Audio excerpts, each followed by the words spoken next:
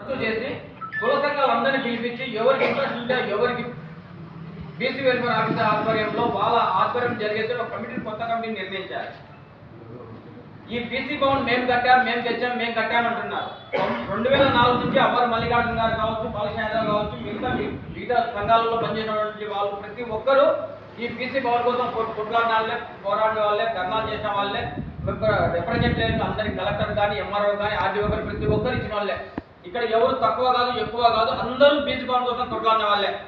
మరి ఈ బీసీ భవన్ కట్టేటప్పుడు మేము సిమెంట్ మూట ఎత్తాం, రాయి ఎత్తాం అంటారు. నీకు ఆదాయం లేకుండా ఎందుకున్నావు ఇక్కడ? మేమందరం ఎవరు రాలేదే, నీకు ఆదాయం ఉంది కాబట్టి ఇక్కడ ఉన్నావు. ప్రైవేట్ వ్యక్తుల దగ్గర వసూలు చేసుకొని తింటున్నావు, అది మాకు అనవసరం.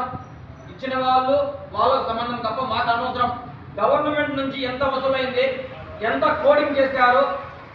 ఈ భవనానికి 5,75,00,000 అవుతుందా? స్థలం ఫ్రీనే కదా, స్థలం ఊరికి వచ్చినదే కదా.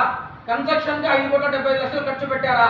మళ్ళా 5-6 లక్షలు దాదాపు కలెక్టర్ గారు ఖర్చు ఇచ్చాడు. మరి ఇదంతా డబ్బు ఎక్కడ పోయింది?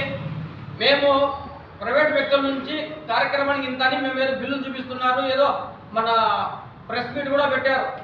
మరి ఖర్చు అనేది పెట్టండి. ఎంత ఖర్చు అయింది, ఎన్ని కడ్డీలు తెచ్చామో, ఎన్ని సిమెంట్ మూటలు తెచ్చామో, ఎంత ఇసుక తెచ్చామో, ఎంత కంకర తెచ్చామో అనేది బయట పెట్టండి.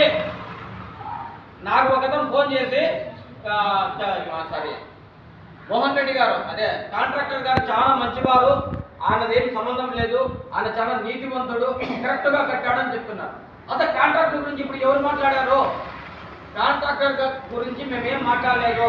మాకు ఆర్ఎంఈతో సంబంధం, బీసీ వెల్ఫేర్ ఆఫీసర్ సంబంధం, ఈ డబ్బు ఎవరు రిలీజ్ చేస్తున్నారో వాళ్ళతో సంబంధం తప్ప కాంట్రాక్టర్తో మాకెందుకు? సరే, కాంట్రాక్టర్ కానీ మీరే వచ్చారు కాబట్టి అది కూడా బయటకు తీయండి. ఎంత ఖర్చు పెట్టారో, ఎంత మిగులు ఉందో. 5 కోట్ల చిల్లరకి ఇలాంటి భవనాలు ఇంకొకటి కూడా కట్టొచ్చు అనుకుంటున్నాను నా అభిప్రాయం.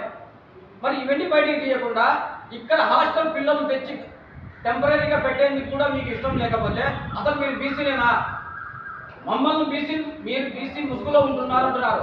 ఎవరు తిన్నారు, ఎవరు దూరంగా ఉన్నారు, ఎవరు ఇక్కడే పడి గోతికాల నక్కలాగా ఉన్నారు? ఎవరు? మేమా? ఆ భరత్ రెడ్డిని ఎందుకు తెచ్చిపెట్టారు బీసీ ఆఫీసర్లో? మన బీసీ భవన్లో భరత్ రెడ్డిని బీసీ వెల్ఫేర్ ఆఫీసర్ని ఎందుకు పెట్టారు? నైట్ కూడా ఏం జరుగుతోంది ఇక్కడ? అసాంఘిక కార్యక్రమాలకు మీరు బ్రోకర్ కాదని అడుగుతున్నా, టీలు కాపీలు మోసింది మీరు కాదని అడుగుతున్నా. అలాగే మీకు ఎంత కమిషన్ ముట్టింది? ఆ కమిషన్ 10% తీసుకున్నారా లేదా? అది మీరు ఒక్కరే తీసుకున్నారా, లేక 3-4 పంచుకున్నారా? దాంట్లో మీ వాటా ఎంత? అది కూడా బయటికి తెలియజేయాల్సిన అవసరం ఉంది. ఎందుకు తెలియజేయాల్సిన అవసరం ఉందంటే ఇది ప్రభుత్వాన్ని కాదు, బీసీ జాతిని, బీసీ భవన్. ఈ డబ్బుల కోసం ఎంతో మంది కష్టపడ్డారు, ఎంతో మంది ధర్నా చేశారు, నిరాహార దీక్ష చేశారు. మరి వీళ్ళందరినీ కాదని మీరు గోతిగా తక్కతిన్నా ఉండి మీకు కావాల్సిన కాడికి వసూలు చేసుకొని పర్సంటేజ్లో మీ ఇష్టం వచ్చిన పర్సంటేజ్ తీసుకొని ఎవరికి వచ్చి వాళ్ళు వాటాలు పంచుకుంటే బీసీలందరూ ఎట్లా పోవాలి? కనీసం టెంపరీగా ఆడబిడ్డలను చూసి కూడా కనికరం లేదా మీకు అని అడుగుతున్నాం. బీసీ సంఘాలు పెట్టింది ఎందుకు? బీసీ జాతి అభివృద్ధి కోసం, బీసీలను చైతన్యం చేయడం కోసం, బీసీలు ఆర్థికంగా బలపడాలి, బీసీలు విద్యావంతులు అవ్వాలి, బీసీలు ఆర్థికంగా బలపడాలి. మరి మీరేం చేస్తున్నారు? కేవలం మీరు ఒక్కరే బాగుపడతారా? కేవలం మీరు ఒక్కరే తింటారా? వేరే బీసీలు రానివారా? బీసీ చెట్టు బీగాలు అంటున్నారు. ఎవరికి అంటున్నారు బీసీలు చెట్టు బీగాలు? ఎవరికి ఫోన్ చేయాలి? అసలు నీ పెత్తనం ఏంటి ఇక్కడ? నీకు సంబంధం ఏంటి? బీసీ వెల్ఫేర్ ఆఫీసర్ ఆధ్వర్యం ఉండాలి, లేదా కలెక్టర్ ఆధ్వర్యంలో ఉండాలి. ప్రైవేట్ వ్యక్తుల ఆధ్వర్యం ఏంటి? అటువంటి మాకు కూడా తల బీగాలండి, లేదంటే తల ఒక ఆఫీస్ కట్టున్నాం. అక్కడ ఎన్ని సంఘాలు ఉన్నా అందరూ బయటికి రండి, తల ఒక ఆఫీస్ కట్టున్నాం. దీనికి కలెక్టర్ గారు కూడా నేను ధర్నా చేసాం, మేమందరం ధర్నా చేశాం. ఆ ధర్నాలు కూడా రిప్రజెంటేషన్ ఇచ్చాం. మాకు కూడా ఆఫీస్ కట్టడానికి ఆడ పర్మిషన్ ఇవ్వండి అని. ఒకవేళ మీరు వారం 10 రోజులు తెలుసుకోకపోతే ఖచ్చితంగా మేము కూడా ఆఫీస్ కట్టేందుకు సిద్ధంగా ఉన్నామని కూడా కలెక్టర్ గారికి, బీసీ వెల్ఫేర్ కూడా తెలియజేస్తున్నాం. లేదంటే దాన్ని డెమాలిషన్ చేస్తారా, లేదంటే హాస్టల్ పిల్లలకు అక్కడ ఒక భవన్ని ఏర్పాటు చేస్తారని కూడా మేము కలెక్టర్ గారిని కోరుతున్నాం. ఆ భవన్తో పాటు కొంచెం ముందుకు సాగి హాస్టల్ కట్టండి. ఆ చిన్న భవంతిలో 70 మంది ఉన్నారు, ఇక్కడ ఉండలేదు అంతమంది. మరి ఎందుకు నిర్లక్ష్యం వహిస్తున్నారు? బీసీలకు ఎందుకు బీసీలే అన్యాయం చేస్తున్నారు? దీనిపైన ఖచ్చితమైనటువంటి సమాచారం కలెక్టర్ గారికి ఇవ్వాలి. అలాగే మన అందరం ఇక్కడికి వచ్చినప్పుడు ప్రతి ఒక్కరికి పేరు ధన్యవాదాలు తెలియజేస్తున్నాం. ఎందుకంటే బీసీ సమస్య అనేటప్పటికీ ప్రతి ఒక్కరు కదిలి వచ్చారు.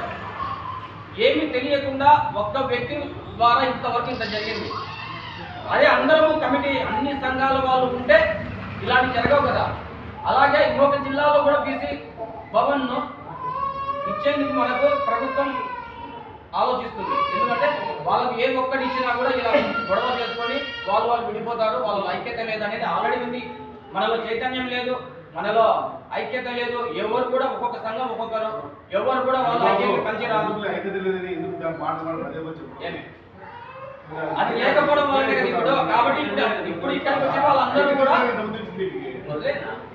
ఇప్పుడు అందరం కూడా ఐక్యంగా ఈ సమస్య వచ్చింది కాబట్టి ఐక్యమైన అందరం.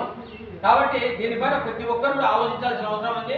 మన ఇది బీసీ సమాజం ఉంది, ఈ భవనం, దీన్ని కాపాడుకోవాల్సిన బాధ్యత ప్రతి ఒక్కరిపైన ఉంది.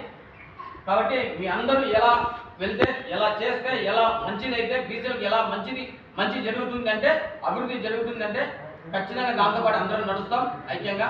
అలాగే హాస్టల్ పిల్లల వాళ్ళు మాత్రము ఖచ్చితమైన నిర్ణయం తీసుకోవాలి. వాళ్ళు టెంపరీగా ఇస్తారా లేకపోతే ఇక్కడ ఉన్నటువంటి ఆ షెడ్ ఇస్తారా అనేది కలెక్టర్ గారిని మేము కోరుతున్నాం. ఈ అందరి తరఫున కూడా మేము వాళ్ళకి వివరిస్తున్నాం. Thank you.